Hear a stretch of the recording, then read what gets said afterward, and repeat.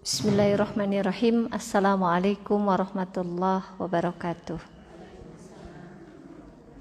Alhamdulillahirabbil alamin, hamdan katsiran thayyiban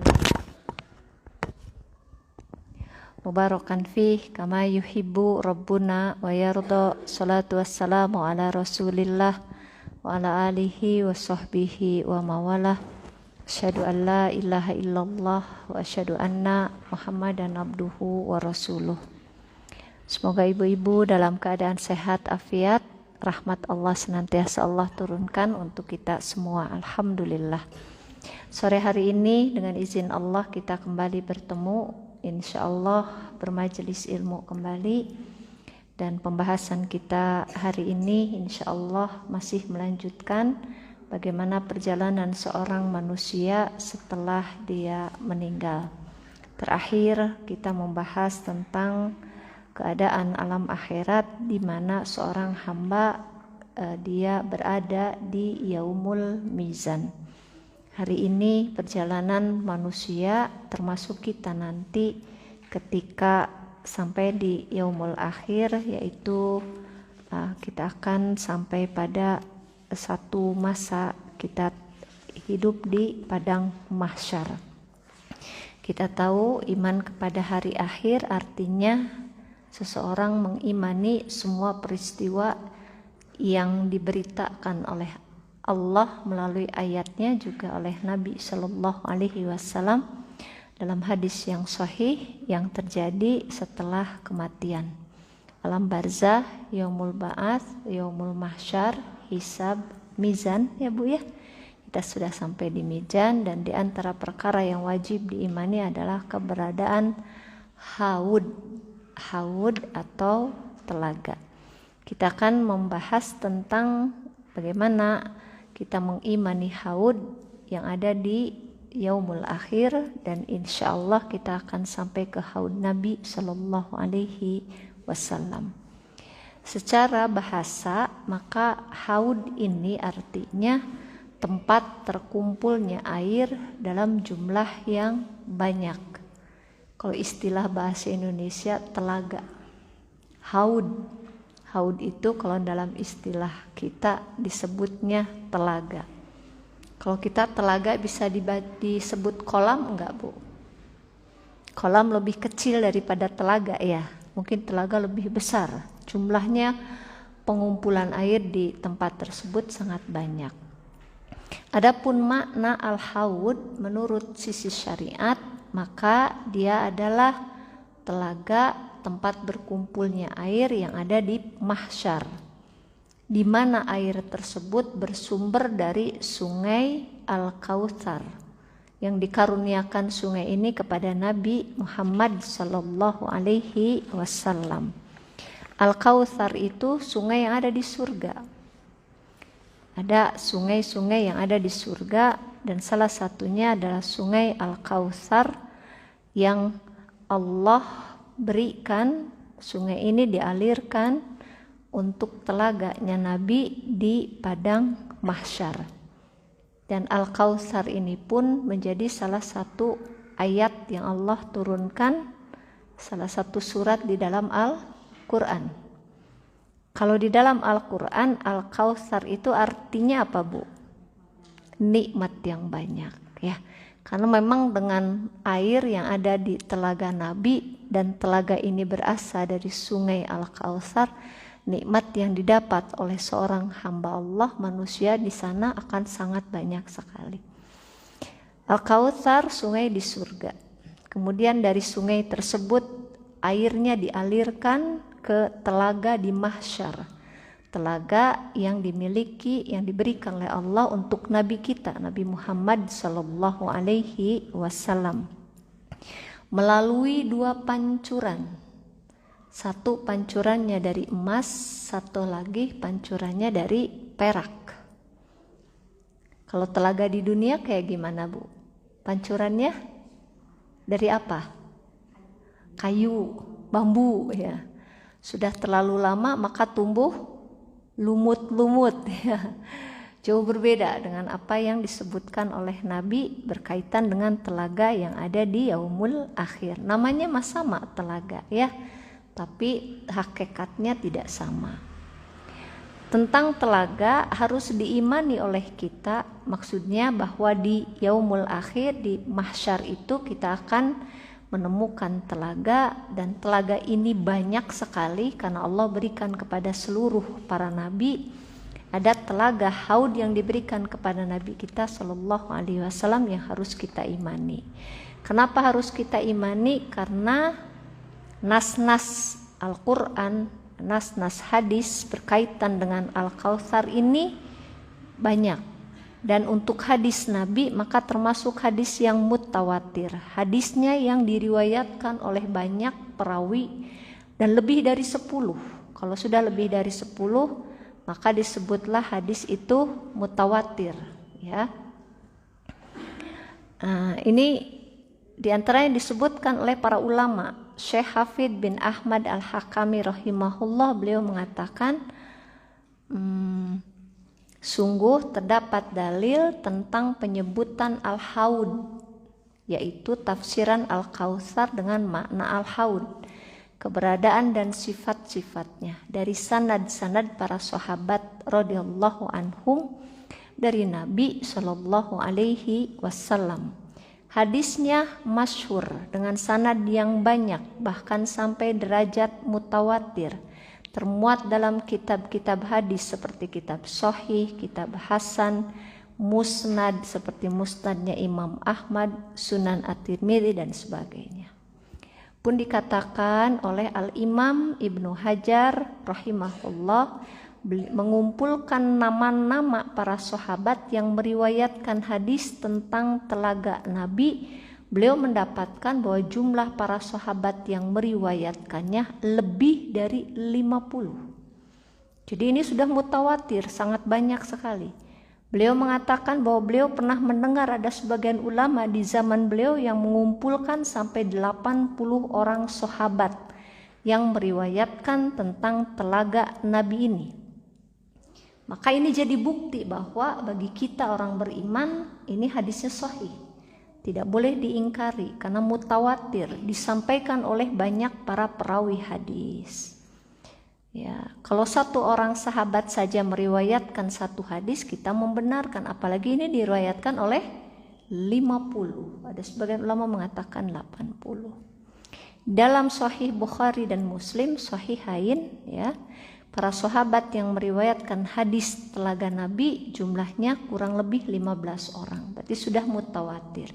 Kalau di kitab Sahihain riwayat Bukhari dan Muslim, ada perawinya diantaranya Ibnu Mas'ud, Ibnu Umar, Abdullah bin Amr, ini para sahabat, Anas bin Malik, Abu Hurairah, Hudzaifah ibnu Yaman, Usaid bin Hudair, Uqbah bin Amr, Abdullah bin Zaid, Salman bin Sa'ad, Sa'id al-Khudri, Jundub, Harithah bin Wahab, Mustawrad dan Asma binti Abu Bakar radhiyallahu anhum.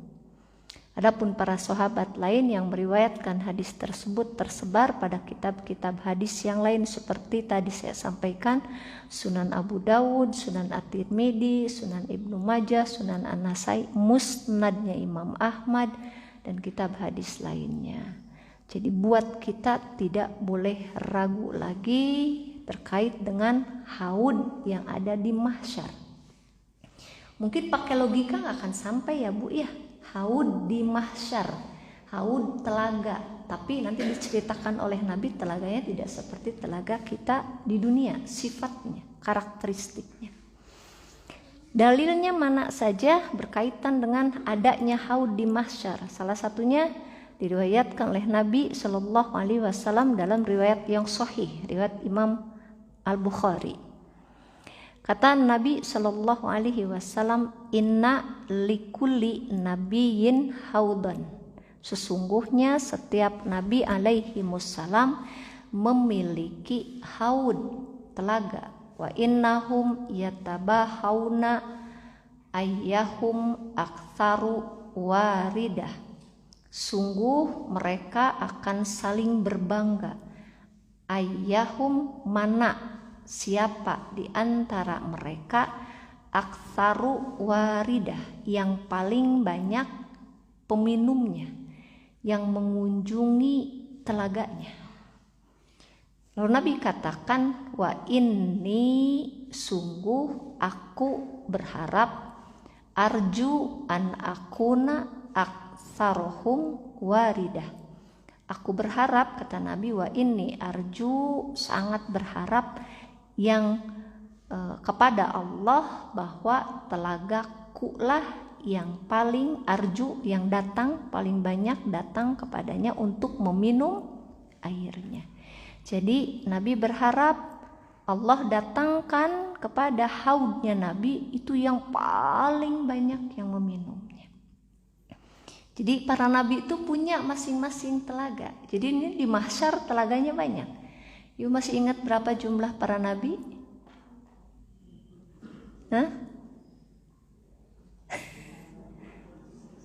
Di Al-Quran yang wajib diketahui 25.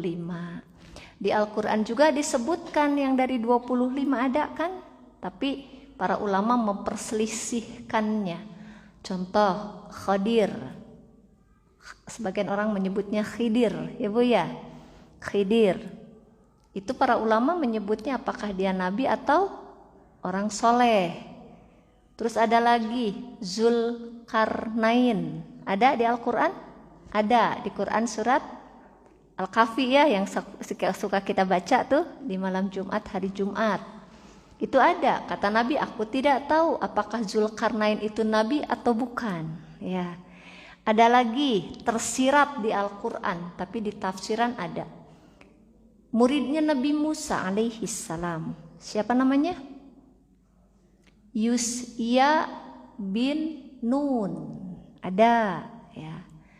Kemudian ada lagi di hadis-hadis Nabi. Salman Al-Farisi radhiyallahu anhu pernah bertanya pada Nabi, ya Rasulullah, berapa jumlah nabi? Kata Rasul sallallahu alaihi wasallam 124.000.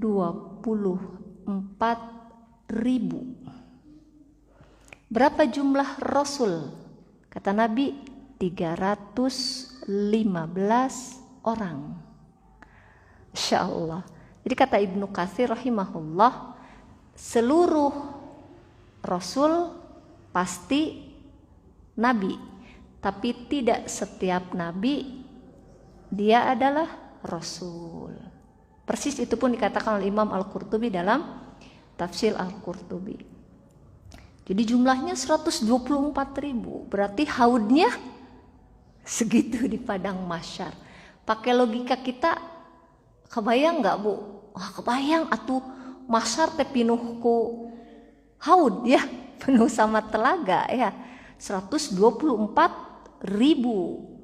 Setiap nabi punya haud yang diminum oleh umatnya, dan Nabi memohon kepada Allah agar yang minum haud Nabi itu paling banyak, Masya Allah. Dan memang paling banyak yang meminum haudnya Nabi.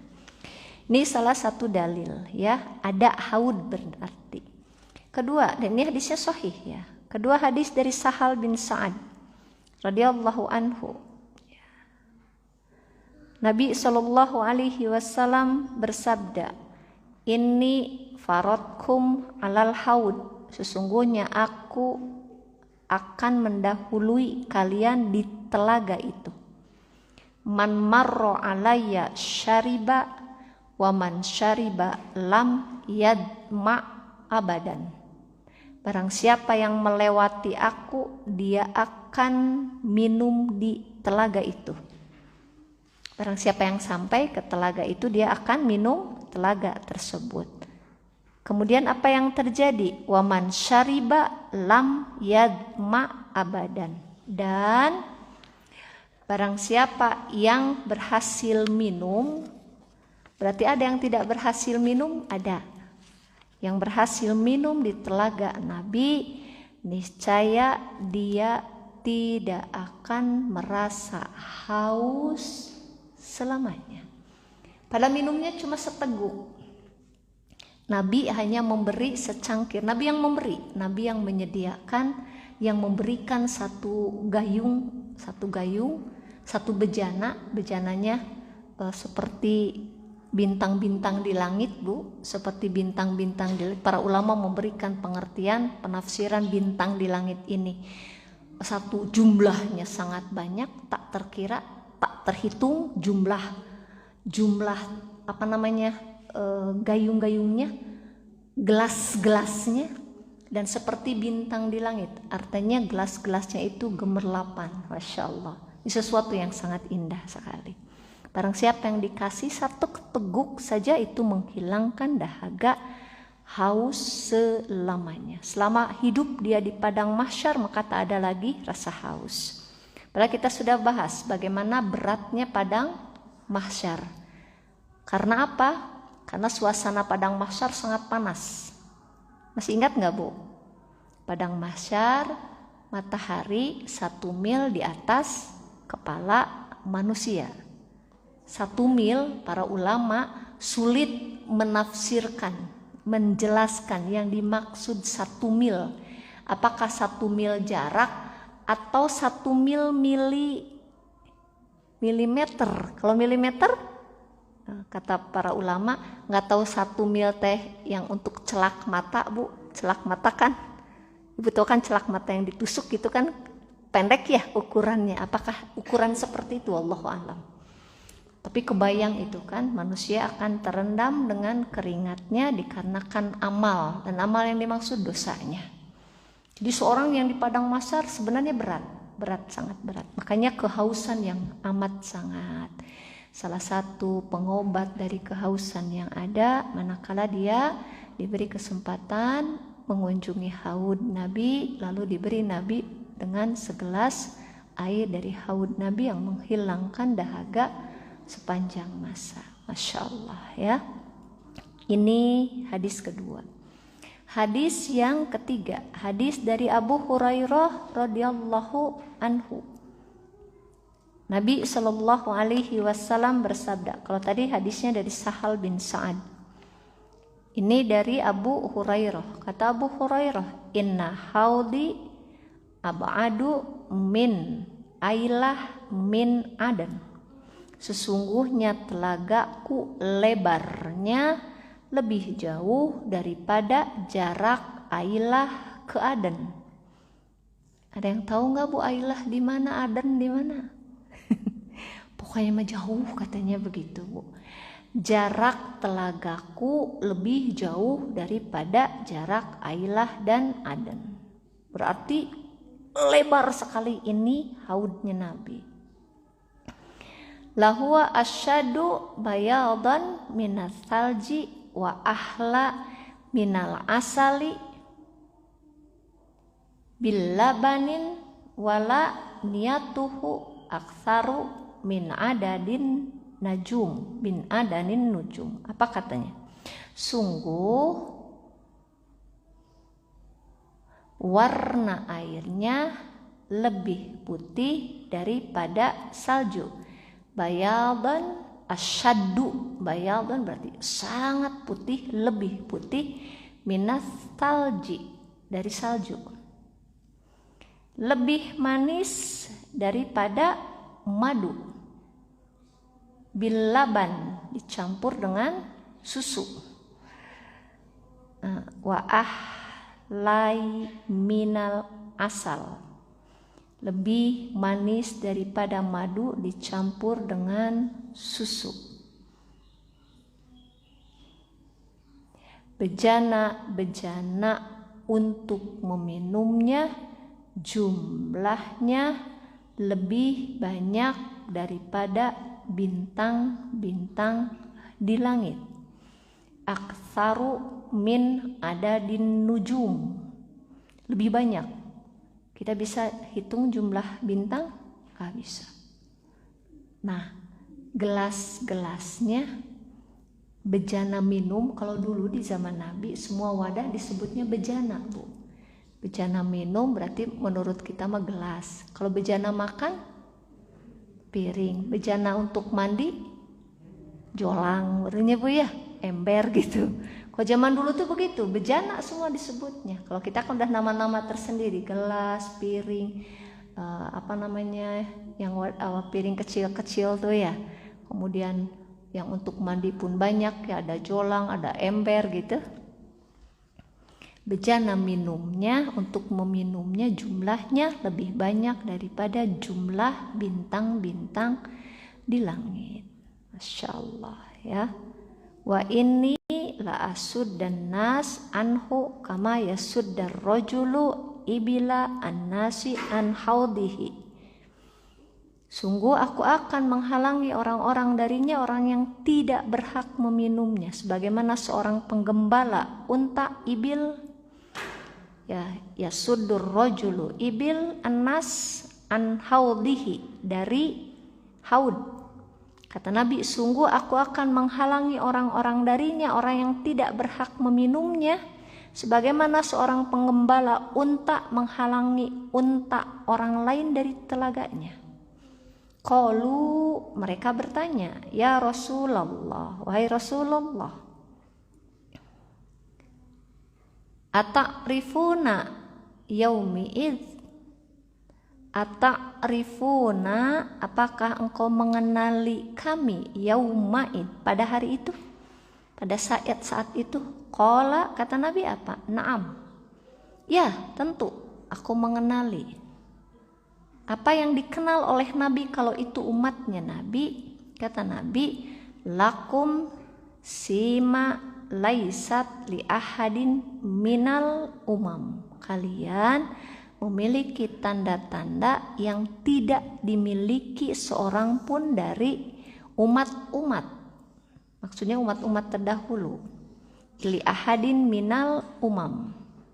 Tariduna alayya ghurra muhajjalina min asril wudu.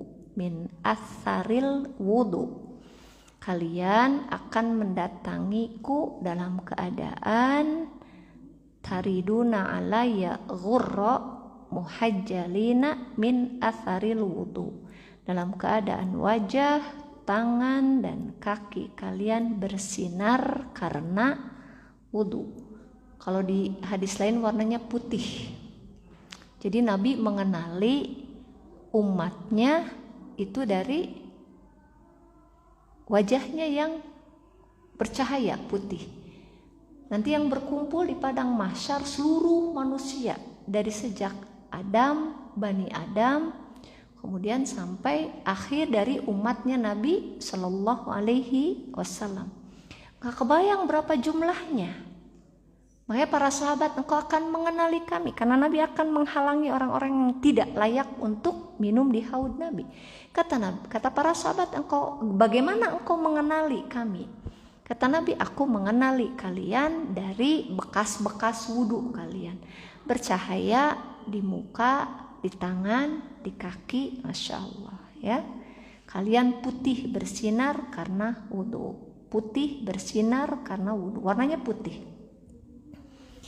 Itu berkaitan dengan hadis tentang haud Nabi Sallallahu Alaihi Wasallam. Ya. Berarti sudah ada 3 dalil, cukup ya, tidak perlu disebutkan lebih banyak dari ini. Ini riwayatnya sahih semua, ada dari Sahihain, di riwayat Bukhari Muslim, ada hanya di riwayat Muslim saja dari beberapa para sahabat yang ini perawinya sikoh ya. Jadi wajib bagi kaum mukminin dia mengimani bahwa di yaumul akhir akan ada haud Nabi, akan ada telaga Nabi. Hanya apakah dia dapat meminumnya atau tidak, maka semua orang berbeda-beda keadaannya. Bagaimana dia bisa mendapatkan minum atau tidak, nanti ada penjelasannya di sini ya. Di hadis 3 tadi disebutkan bahwa haud Nabi itu udah ada. Dijelaskan lagi oleh Rasulullah Sallallahu Alaihi Wasallam, kalau haud Nabi itu sekarang sudah ada. Kata Nabi Sallallahu Alaihi Wasallam, inni faradalakum, sesungguhnya aku mendahului kalian, wa ana syahidun alaikum, di telaga, dan aku syahidun, menjadi saksi alaikum, atas kalian. Sesungguhnya aku mendahului kalian di telaga dan aku jadi saksi atas kalian. Jadi Nabi nanti sebelum kita sampai di telaga, Nabi sudah sampai di telaga. Dan aku menjadi saksi bagi kalian. Mana yang boleh minum dan mana yang tidak.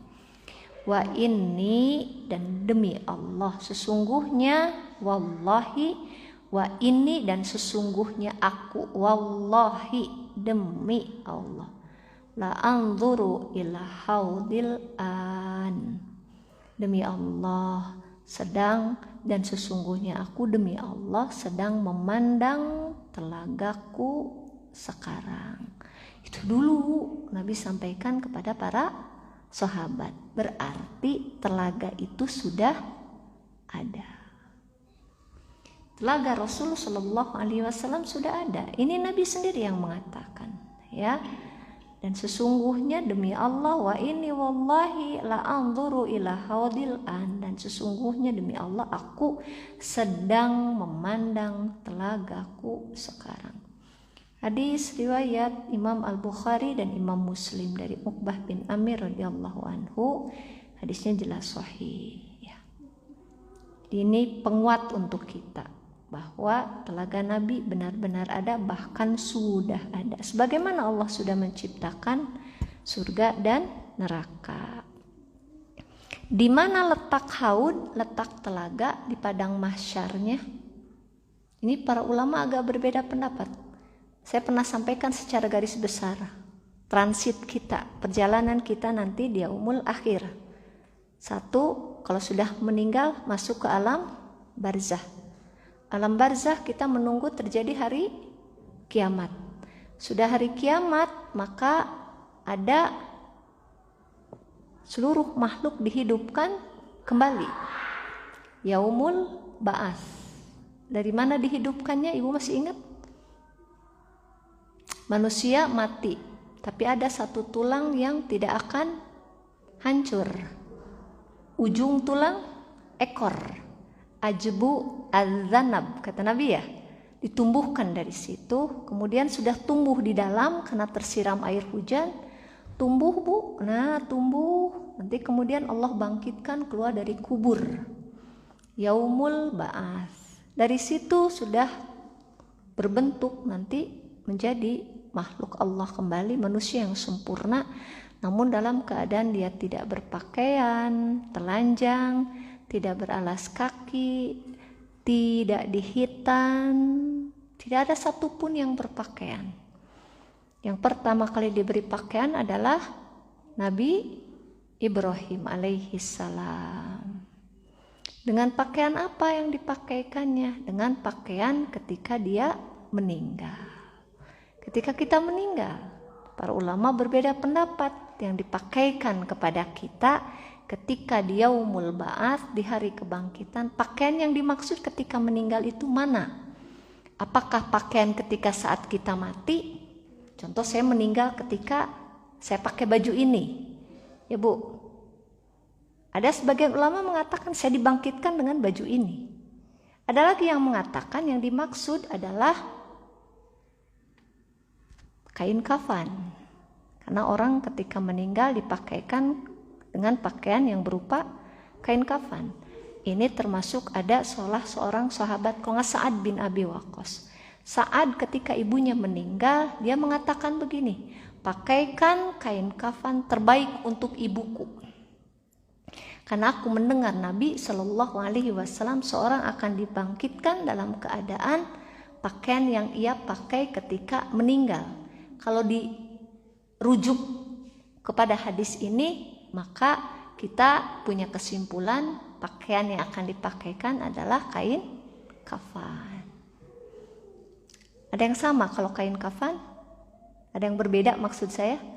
Sama, iya kain kafan mah. Tapi ada Bu, kain kafan yang belang-belang ada nggak? Zaman Nabi mah ada Bu. Kain kafan sunnahnya memang putih ya, tapi kalau nggak ada boleh pakai yang lain ya. Kain kafannya beda-beda kan ya Bu? Beda-beda. Ada yang harganya mahal? Ada. Ada yang pakai kain, kalau bapak-bapak suka pakai kain apa? Ihrom katanya ya. Kain ihram dipakai kain kafan ada. Tapi sama namanya kain kafan. Kain yang dipakaikan ketika meninggal. Nah, dari situ nanti digiring ke padang mahsyar. Padang mahsyar mulai dengan gegap gempitannya padang mahsyar bukan sesuatu yang ringan. Di padang mahsyar ada yaumul hisab, ada yaumul mizan. Nah, telaga ini yaumul mizan, telaga ada sirat. Para ulama beda pendapat. Apakah haud telaga Nabi ini sebelum sirat atau setelah sirat? Kalau sebelum sirat kan begini, yaumul hisab, yaumul mizan, ya. Atau sebagian para ulama mengatakan padang mahsyar dulu, kemudian haud. Karena ketika masuk padang mahsyar sebelum hari hisab itu panasnya luar biasa. Mereka mencari air dan mereka menemui haud gitu. Baru nanti masuk yaumul hisab, yaumul mizan, baru sirat. Sirat kemudian kontoroh terakhir. Kontoroh bersatu dengan sirat. Baru dari kontoroh dia masuk ke dalam surga Allah Subhanahu wa ta'ala. Kalau yang selamat mah masuk ke surga setelah lewatin sirat. Kalau yang gak selamat, gak selesai lewat sirat, sudah terjungkal ke dalam neraka. Kalau dia mukmin maka masuk neraka, nanti dibawa kembali ke dalam, bukan dibawa kembali, dimasukkan ke dalam surga setelah melewati kontoroh. Masuk dulu kontoroh, penduduk neraka yang mukmin masuk kontoroh, yang lewatin sirat pun masuk kontoroh terlebih dahulu. Kata para ulama, sirat itu haud itu sebelum sirat. Makanya disebutkan dalam kitab Fathul Bari bahwasannya ada khilaf. Khilaf itu ada perbedaan di kalangan para ulama tentang letaknya haud.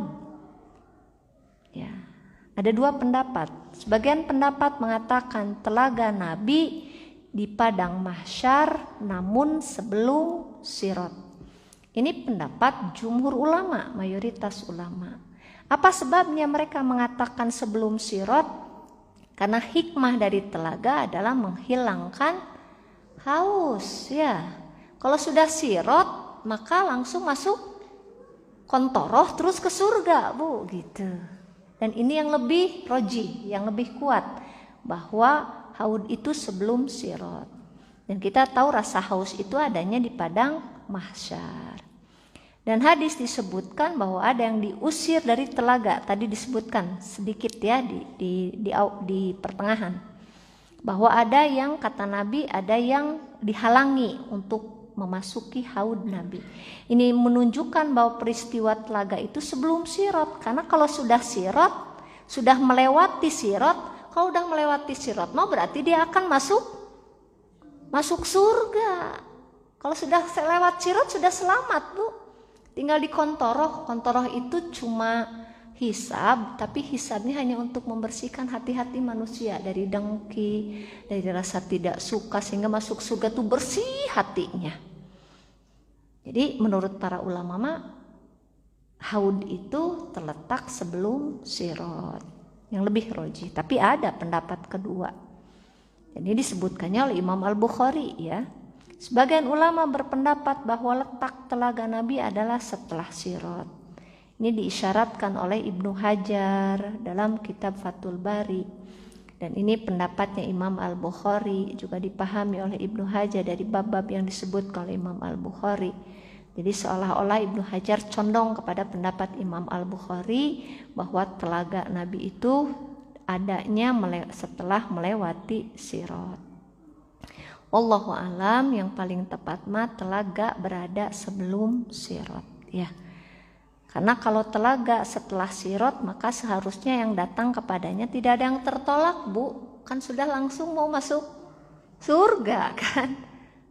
Ini kan pendapat para ulama, ya, Bu. Tapi keyakinan semua sama bahwa telaga itu ada.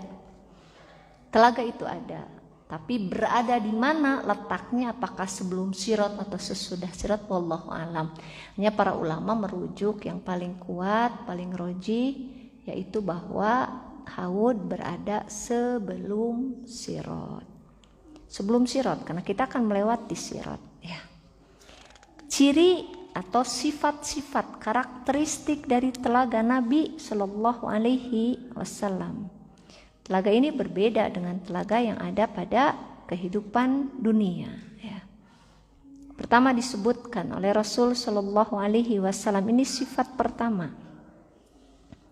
Kata Nabi, asyadda bayadan minan laban wa ahla minal asal. Warna airnya lebih putih daripada susu. Susu udah putih. Sudah putih. Ini lebih dari susu. Wa ahla minal asal. Rasanya lebih manis dari madu. Masya Allah. Ibu kalau minum atau makan kalau madu, Bu?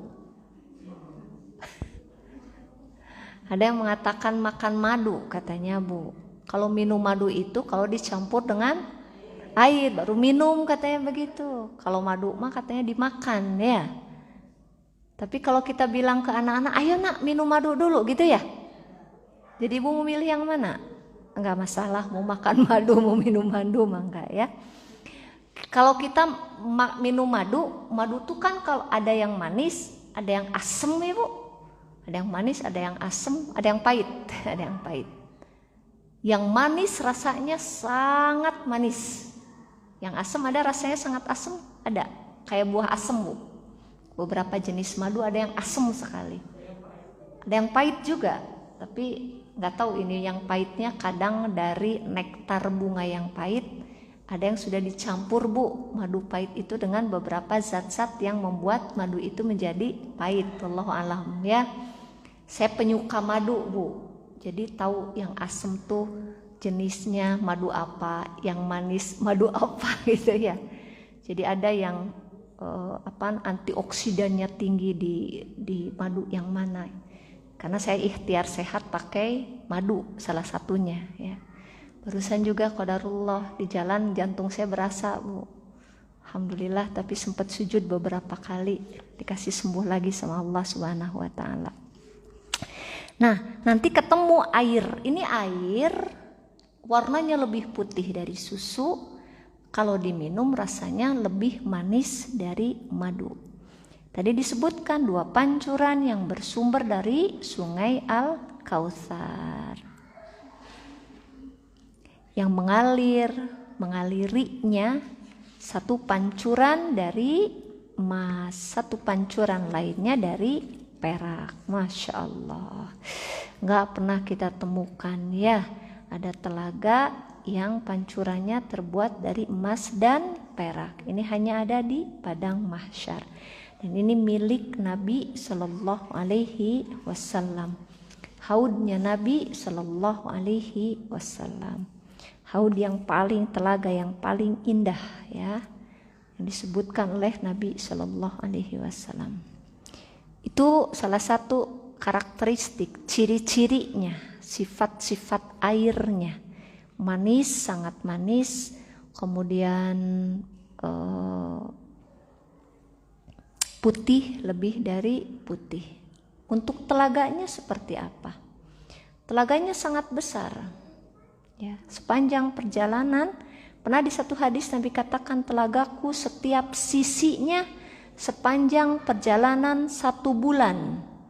Ukuran seluruh sisinya sama. Di riwayat Muslim. Kalau dalam bahasa matematik, telaga itu sisinya sama. Berarti bentuknya? Kalau sama bujur sangkar, ya. Ada yang mengatakan bujur sangkar, Bu. Ada juga yang mengatakan bulat, para ulama tuh telaganya Nabi. Kalau di kita kan telaga pasti bulat ya bentuknya. Di yaumul akhir telaganya Nabi ada yang mengatakan setiap sisinya panjangnya sama. 1 sisi panjangnya perjalanan selama 1 bulan. Ini perjalanan 1 bulan pakai unta. Dari mana ke mana? Ini 1 sisinya, Bu. Perjalanan 1 bulan. Kita kalau 1 bulan naik kendaraan, gak tahu dari mana, pakai sepeda dari Indonesia ke Saudi berapa bulan tuh? Jadi nggak nyampe ke Saudi sebelumnya ya. 6 transit berarti kurang lebih di mana? Singapura kali ya Bu? Ada nggak Singapura? 1 bulan perjalanan, Masya Allah. Segitu satu sisi Bu, ini 4 sisi. Ukuran sisinya sama kata Nabi. Ada lagi yang Nabi sebutkan tadi. Ya, ini kan perjalanannya 1 bulan. Airnya lebih putih dari perak. Kalau di sini sebutkannya lebih putih dari perak. Baunya lebih harum daripada minyak kasturi. Kok dari perak ya? Minal laban. Ma'uhu abyadu minal laban. Laban itu apa? Susu ya. Harusnya airnya lebih putih daripada susu, bukan perak. Kenapa nulisnya perak ya? Kayaknya nulis yang di atas Bu. Tadi di atas ada pancuran dari perak, tertulis lagi. Laban itu susu ya.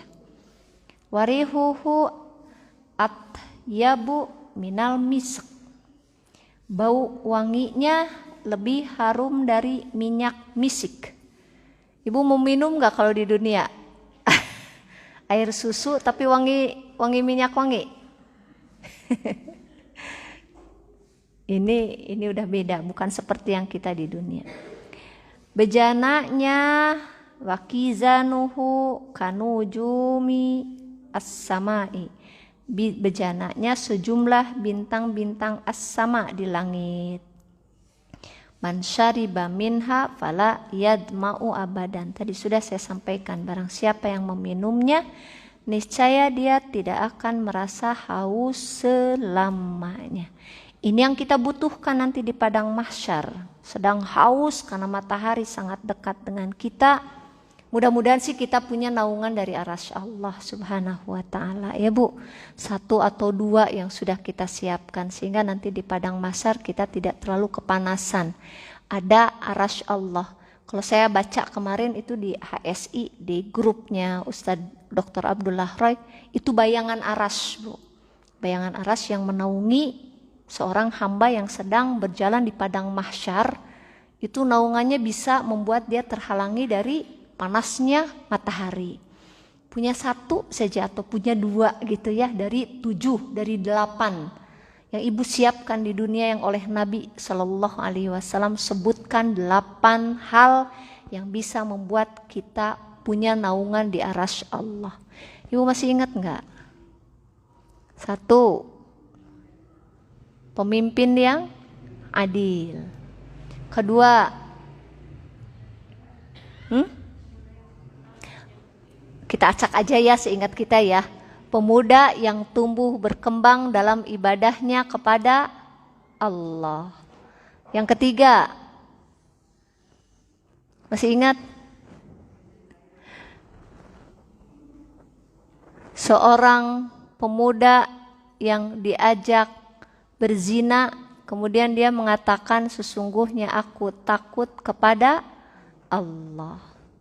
4, seorang yang bersedekah sementara tangan kirinya tidak mengetahui. Yang 5, seorang yang menangis di malam hari ketika hanya dia berdua dengan Allah Subhanahu wa ta'ala. 6, 2 orang yang saling mencintai karena Allah. 2 orang yang saling mencintai bukan karena saling menguntungkan dunia, enggak. Saling mencintai karena Allah. Jika dia salah diingatkan, gitu. Diingatkan untuk kehidupan kekal di akhirat. Yang 7, satu lagi apa Bu?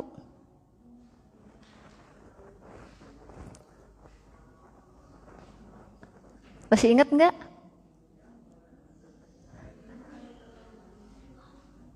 Agak keras Bu.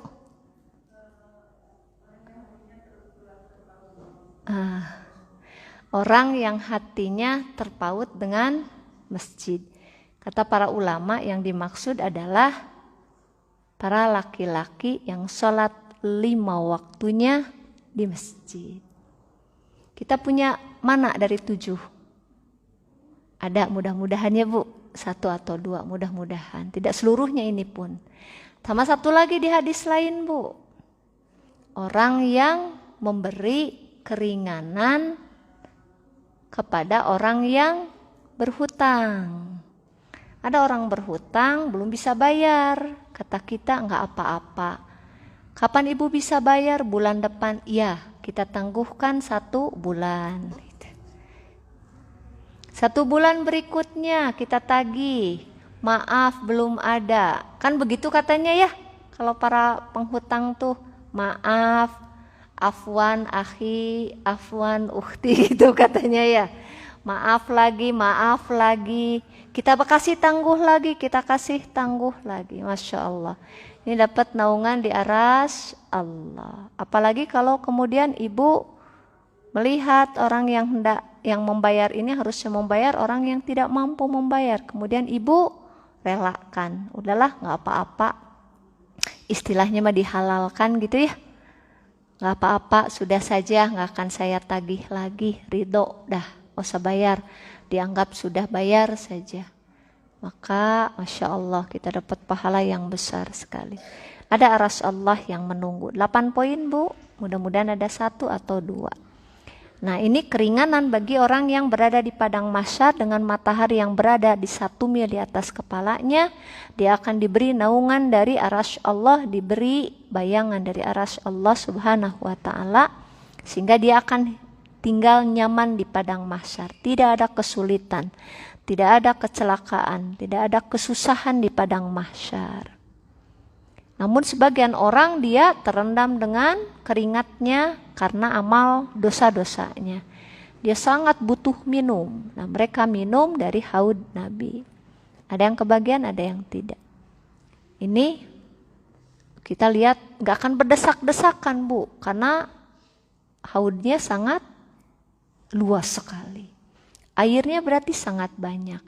Bejana untuk kita pakai minumnya sejumlah bintang di langit. Para ulama menjelaskan bintang seperti bintang di langit itu, 1 jumlahnya sangat banyak. 2, bejana-bejananya berkilauan seperti bintang-bintang di langit. Wallahu alam. Sifat berikutnya ini 1 lagi. Abradu minas salji. Airnya lebih dingin dari es. Wa ahla minal asal. Dan lebih manis dari madu. Airnya lebih dingin dari es. Masya Allah. Pas saat panas minum air dingin. Kalau di dunia efeknya negatif atau positif? Negatif katanya ya. Kalau lagi panas terus minum air es, itu efeknya negatif. Efek negatif, efek positifnya apa? Seger. Tapi negatifnya ada, badan tidak terima sebenarnya. Kan begitu? Di yaumul akhir gak ada sedikit pun. Ya, apa yang dijanjikan oleh Allah dengan air ini justru akan memberikan manfaat, hilang dahaga sepanjang masa. Mudah-mudahan kita mendapatkan, diberi kesempatan oleh Allah Subhanahu wa taala di padang mahsyar bisa meminum haudnya Nabi walaupun hanya seteguk ya, karena manfaatnya sangat besar. Tentu tidak sembarang orang dia bisa meminumnya. Kata Nabi Shallallahu Alaihi Wasallam di hadis yang sebelumnya disebutkan ada orang-orang yang dihalangi. Ada di antara umat manusia yang tidak diberi kesempatan untuk mereguk telaga Rasul Shallallahu Alaihi Wasallam. Padahal saat itu kita sangat tahu mereka berada dalam kondisi yang amat sangat dahaga. Siapa mereka yang bernasib naas begini? Mereka bernasib mendapatkan nasib yang sangat buruk. Di saat mereka butuh, mereka tidak mendapatkan kebutuhan tersebut. Pertama disebutkan para ulama secara umum mereka adalah orang-orang kafir. Orang-orang munafik, orang-orang Islam yang murtad, orang-orang yang menyimpang dari jalan Nabi Shallallahu Alaihi Wasallam, dan orang-orang yang berbuat kezaliman. Ya, mereka berbuat dosa di hadapan orang banyak. Ini disebutkan oleh Nabi dalam sebuah riwayat yang sebenarnya sangat panjang. Ya. Salah satunya disebutkan oleh Nabi di riwayat Imam Al-Bukhari dan Imam Muslim. Ada yang terusir dari telaga. Ada yang terusir dari telaga. Nabi mengatakan, la yaridanna alayya aqwamun a'rifuhum wa ya'rifuni. Aku datang ke telagaku. Orang-orang yang ku kenal dan mereka mengenaliku. Jadi Nabi datang ke telaga, ada orang-orang yang Nabi kenal dan mereka juga mengenal Nabi. Summa yuhalu, tapi kemudian mereka terhalang. Baini wa bainahum, antara aku dan mereka itu dihalangi. Kemudian aku pun kata Nabi berkata, innahum minni, mereka bagian dari aku. Jadi Nabi mengapa mengatakan mereka bagian dari aku? Nabi melihat tandanya. Tanda di wajah, tanda di kaki itu bercahaya. Kata Nabi, mereka bagian dariku, mereka umatku, kata Nabi begitu. Tapi kenapa dihalau gitu? Kan dihalau, nggak boleh minum dari haudnya Nabi. Padahal haud Nabi segitu besarnya, mestinya kan dengan mudah mendapatkan air dari haud Nabi berikan. Tapi ketika mau mendapatkan, dihalau oleh, sehingga Nabi mengatakan kenapa dia dihalau? Padahal dia umatku, karena Nabi melihat tandanya. Maka dijawab, afayuqalu innaka, sesungguhnya engkau, lata dari ma ahdatsu ba'daka, sesungguhnya engkau tidak mengetahui apa yang mereka adakan setelah engkau meninggal dunia.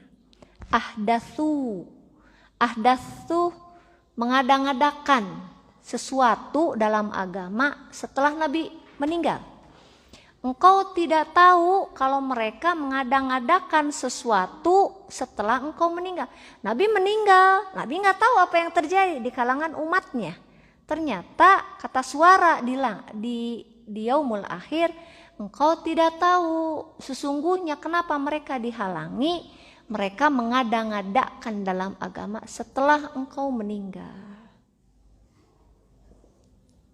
Nggak tahu Nabi mah. Makanya Nabi hanya melihat ciri fisik. Ciri fisiknya tadi apa? Bercahaya. Ya. Jadi ini orang-orang muslim tapi dihalau. Orang-orang muslim yang tadi disebutkan oleh para ulama ya, yang menyimpang dari jalan Nabi. Maka aku pun berkata kepada orang-orang yang dihalau ini. Aku berkata, menjauhlah orang-orang yang mengubah agamaku sesudahku. Ini akan dihalau. Nauzubillah ya. Mudah-mudahan kita tidak termasuk. Tapi berarti kuncinya di sini Bu, di dunia. Ketika kita mulai beramal, apakah ada nggak dalam tuntunan agama kita? Sesuai nggak dengan apa yang Nabi Shallallahu Alaihi Wasallam ajarkan pada kita? Ketika kita beragama dan itu tidak ada pada ajaran Nabi, maka boleh jadi konsekuensi berat di akhirat begini nih. Nabi nggak tahu. Dulu di zaman Nabi, para sahabat mengikuti apa yang disabdakan Nabi. Nggak pernah ada amalan-amalan aneh itu, nggak ada Bu. Di zamannya Nabi nggak ada. Mereka ngikut. Ketika para sahabat melakukan hal yang salah, Nabi ingatkan. Apa para sahabat melakukan hal yang salah? Iya, melakukan. Ya, tapi Nabi ingatkan. Jadi di zaman Nabi nggak ada. Makanya ketika Nabi wafat, setelah Nabi wafat, Nabi nggak tahu apa yang terjadi di umatnya. Ternyata ada beberapa kalangan dari umat Nabi yang dia mulai menyimpang dari ajaran yang Nabi ajarkan. Makanya itu yang dihalau oleh, akhirnya Nabi pun menghalau, menjauh orang-orang yang mengubah agamaku sesudahku. Dan di zaman Nabi mah sesuai dengan apa yang Allah turunkan melalui Al-Quran dan melalui hadis Nabi Shallallahu Alaihi Wasallam. Gak ada di zaman Nabi bersih. Para sahabat, tabiin, tabiut tabiin, gak ada Bu. Ya, setelah itu mulai ada banyak perubahan ada aneh-aneh Bu. Ya. Dalam masalah akidah aneh, dalam masalah ibadah aneh, nggak sesuai dengan yang disabdakan Nabi. Gak sesuai, Nabi gak pernah ngajari tapi dilakukan. Dan itu bukan dalam urusan dunia, dalam urusan agama. Urusan dunia mah mangga, kata Nabi, antum a'lamu bi umuri dunyakum. Kalian lebih tahu untuk urusan dunia kalian. Mau menanam padi dengan cara apapun, kata Nabi, kalian lebih tahu. Ya Bu, seperti di zaman Nabi mah apa? Menyilangkan kurma, ya, kurma. Kemudian kata Nabi pernah melarang, para sahabat ngikut ya perkataan Nabi. Terus setahun itu kurma berbuah? Enggak berbuah. Para sahabat ternyata ngikut kata Nabi. Kata Nabi, kalian lebih mengetahui tentang urusan dunia kalian. Tapi kalau urusan agama, ya ikut sesuai aturan yang Nabi ajarkan. Jadi ini resiko di dunia mungkin gak ada. Bahkan senang-senang aja ngikut orang banyak gitu ya, rame-rame. Padahal itu gak sesuai sunnah Nabi. Resiko nanti dirasakan tuh di yaumul akhir.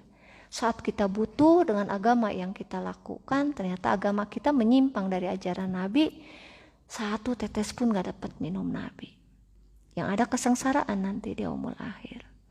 Jadi pastikan kembali, ini catatan buat kita semua ketika beragama, menunaikan agama, ya ikut saja, ngikut kita mah Bu. Makanya disebutnya mutaba'ah ya, ittiba, ngikut aja di belakang Nabi. Kata Nabi begini, ikut sudah. Dalam beragama mah gak usah cari aturan tersendiri. Sebenarnya kalau kita ngikut dengan aturan yang ada kan sebenarnya lebih mudah ya. Lebih mudah kan? Gak pusing gitu Bu buat aturan, kan gak pusing. Kata Nabi sholat wajib segini, sholat sunnah ini. Sudah, gak usah pusing nyari-nyari lagi kan. Ini tolak bala katanya gitu ya. Dibuat-buat aturan sholat tolak bala. Lihat dulu ini sholat masuk dalam kategori ibadah. Nabi contohin gak? Emang di zaman Nabi gak ada bala? Ada gak musibah di zaman Nabi? Banyak Bu, banyak. Apa Nabi nyontohin untuk nolaknya dengan sholat tertentu? Enggak kan? Enggak, ini contoh saja. Maka ya kita di zaman sekarang untuk nolak bala bukan caranya begitu. Tapi ternyata terjadi. Maka bagi kita yang paham tentang apa konsekuensi dari apa yang kita lakukan tidak sesuai sunnah Nabi, salah satunya ini disebutkan oleh Nabi. Ya, jadi akan diusir, dihalau, gak akan bisa minum. Padahal kata Nabi Nabi udah mulai bela-bela Bu, ini umatku gitu. Tapi kata suara dari langit, engkau gak tahu, ini umat yang kau anggap umatmu ini, sebenarnya dia bukan umatmu. Buktinya apa? Dia tidak beragama seperti yang kau ajarkan. Dia mengubah agama, dia buat aturan-aturan baru. Hadis lain yang disebutkan bahwa yang dimaksud mengubah agama itu murtad Bu. Dari Asma binti Abu Bakar, Rasul Shallallahu Alaihi Wasallam bersabda, sungguh aku akan menunggu di telaga hingga aku bisa melihat orang-orang yang datang kepadaku dari kalian, wahai kaum muslimin. Beberapa orang yang diambil sebelum sampai kepadaku, diambilin Bu, nggak bisa ngambil air di haud Nabi. Aku lantas mengatakan, wahai Robku, mereka dari golonganku dan dari umatku. Lalu dikatakan kepadaku, apakah engkau mengerti apa yang mereka lakukan sepeninggalmu? Wallahi, demi Allah, mereka telah murtad dari agamamu. Kalau di zaman Nabi siapa yang murtad? Setelah Nabi wafat? Kaum munafikin ya? Kaum munafik. Nabi wafat, orang-orang banyak masuk Islam lah Bu, insya Allah. Ada yang benar-benar dengan keimanan yang sempurna, iman benar-benar iman. Ada yang hanya sebesar ingin hanya sekedar ingin mencari manfaat dunia saja. Maka mereka beriman kepada Allah dan Rasulnya dengan ucapannya, tapi tidak dengan hatinya. Jadi hanya menyebutkan syahadat di hadapan Nabi, beriman dengan syahadat Allah dan syahadat Rasul, tapi tidak dengan hatinya. Dia mendustakan Allah, dia menipu Allah. Padahal Allah hendak menipu mereka akhirnya ya. Maka ketika Rasul Shallallahu Alaihi Wasallam wafat pada masa pemerintahan Abu Bakar, mereka memperlihatkan aslinya mereka. Ternyata mereka tuh orang munafik. Lisan mereka beriman, mengatakan iman, hati mereka enggak. Buktinya apa? Begitu Nabi wafat, Abu Bakar menyuruh membayar zakat, mereka enggak mau. Enggak mau bayar zakat. Disuruh sholat Jumat enggak mau. Datang ke masjid untuk sholat, malas-malas. Ketika mereka bertemu dengan mereka, apa kata mereka? Sesungguhnya kami hanya bersenda gurau saja dengan mereka. Itu. Ini yang disebut, mereka murtad, Bu. Murtad. Nabi nggak tahu. Mereka orang-orang yang munafik, ya. Nauzubillah. Mudah-mudahan kita tidak. Nauzubillah, dijauhkan.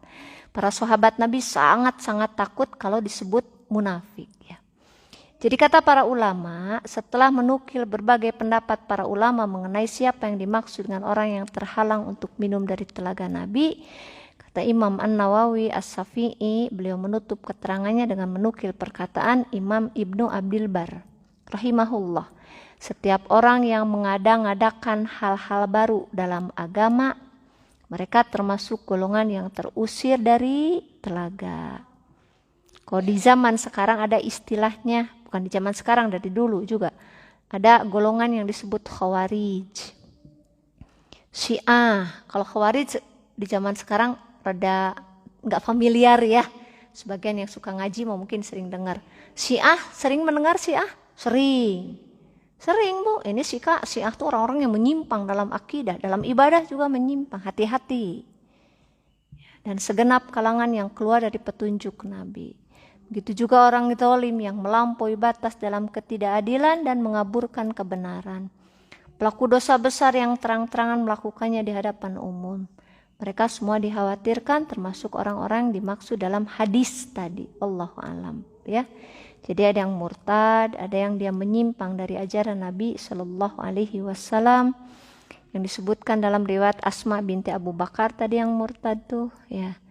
Yang dimaksud mereka orang yang menyimpang tadi disebutkan di dalam periwayatan hadis Imam Bukhari dan Muslim. Lalu apa yang bisa kita usahakan di dunia agar kemudian Allah memberikan kesempatan kita bisa meminum air di telaga Nabi? Tentu yang pertama yang harus dijaga adalah iman kita. Iman kepada Allah, iman kepada Rasul, ya. Syahadat kita dijaga. Ibu tahu syahadat ada syarat dan ada rukun. Syahadat itu ada rukun dan ada syaratnya. Kita tahu rukun itu cuma rukun Islam, rukun iman. Rukun syahadat, Ibu tahu nggak rukun syahadat? Ada berapa rukun syahadat? Rukun iman berapa, Bu? 6. Rukun Islam? 5. Ihsan? 2. Rukun syahadat? Rukun syahadat berapa? 2. Rukun syahadat 2. 1. An-nafi. An-nafyu. Nafi. Nafi itu meniadakan. Di mana rukun meniadakan ada di lafaz la ilaha. Tidak ada ilah. Kalau dalam bahasa Indonesia, ilah itu diterjemahkan dengan Tuhan, ya. Tidak ada Tuhan. Jadi yang pertama, orang kalau bersahadat, rukunnya harus terpenuhi dua-duanya. 1 nahi. Nahi itu meniadakan. Apa yang ditiadakan? Tuhan-Tuhan. Lafadznya di mana? La ilaha. Setelah meniadakan semua Tuhan-Tuhan, lalu dia tetapkan bahwa ilahnya hanya satu. Siapa? Allah. Ada dalam lafadz la ilaha illallah di kalimat terakhirnya. Illallah. Illallah. Nah, jadi rukun syahadat itu 2. 1 nafi, meniadakan sesembahan. 2 isbat, menetapkan sesembahan itu hanyalah Allah saja. Jadi semua sesembahan hilangin. Baru nanti kita tetapkan yang satu sesembahan kita hanya Allah saja. Maka rukunnya harus 2. Nggak boleh hilang salah satunya, harus ada dua-duanya. Kalau hilang, maka tidak sempurna syahadatnya. Contoh hilang nih. Kan kalau tadi harus meniadakan, ya. Contoh yang poin pertama, rukun pertama hilang. Dia nggak meniadakan sesembahan. Dia nggak meniadakan sesembahan. Jadi sesembahan yang ada dia anggap ilah, sesembahan. Tapi yang kedua, dia tetapkan bahwa Allah pun sesembahan. Maka yang terjadi pada orang tersebut apa, Bu? Dia tidak menghilangkan sesembahan, tapi dia menetapkan Allah sebagai sesembahan. Syirik, ya. Ya kan, Bu?